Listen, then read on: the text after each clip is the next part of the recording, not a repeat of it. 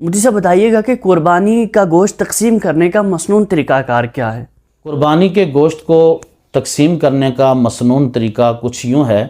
کہ بہتر تو یہ ہے کہ قربانی کے جانور کے گوشت کے 3 حصے کیے جائیں۔ ایک حصہ اپنے لیے رکھا جائے، دوسرا حصہ رشتہ داروں کے لیے رکھا جائے اور تیسرا حصہ فقراء مساکین کے لیے رکھا جائے۔ اگر کوئی شخص اتنا غریب ہے،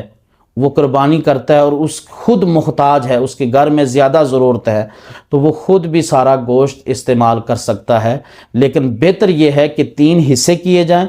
اور ان 3 حصوں میں ایک اپنا حصہ اہل خانہ کے لیے رکھا جائے، ایک رشتہ داروں کے لیے، اقارب کے لیے رکھا جائے اور ایک فقراء غریب مساکین جو معاشرے کے اندر افراد ہیں ان کے گھروں تک گوشت پہنچایا جائے۔ البتہ گوشت پہنچانے میں یہ احتیاط کی جائے کہ صرف 2-4 بوٹیاں نہیں بلکہ اتنا گوشت بھیجا جائے تاکہ اس کے گھر کا ایک وقت کا سالن بن جائے۔ ہمارے ہاں یہ ہوتا ہے کہ لوگ اخبار کے ٹکڑوں کے اندر گوشت 2-3 بوٹیاں ڈال کر پورے محلے کے اندر بیچتے ہیں تاکہ لوگوں پر عیاں ہو جائے کہ فلاں شخص نے قربانی کی ہے، تو یہ بہتر نہیں ہے۔ بہتر یہ ہے کہ آپ اتنا گوشت اس کے گھر، فقیر کے گھر،